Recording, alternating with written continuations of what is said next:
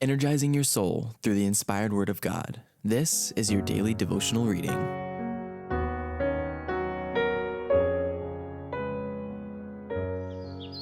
Our High Calling, a devotional by Ellen White.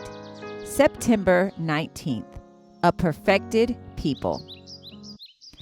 Whether therefore ye eat or drink, or whatsoever ye do, do all to the glory of God.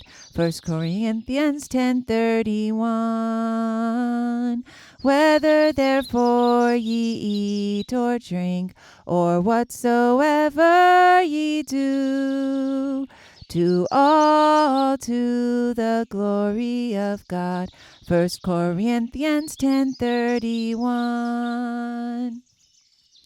A perfected people.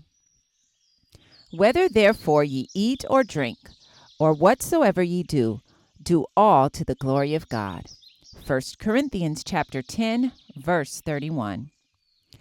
With an eye single to the glory of God, we should give careful, thoughtful attention to the matter of our eating and drinking.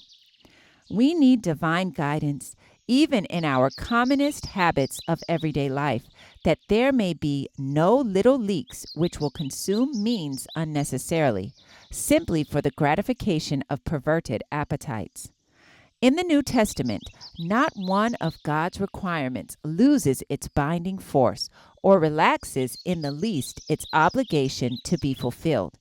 Instead of requirements of God being relaxed in the New Testament, the lines are drawn closer and duty is more distinctly defined.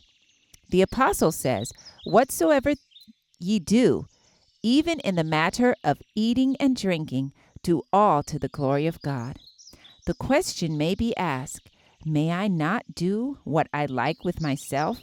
Am I never to have my own way? Is not my body my own? You may have your own way, but it will be at the loss of your soul.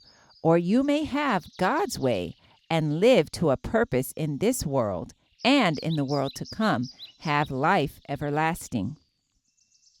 Those who have received instruction regarding the evils of the use of flesh foods, tea and coffee, and rich and unhealthful food preparations, and who are determined to make a covenant with God by sacrifice, will not continue to indulge their appetite for food that they know to be unhealthful.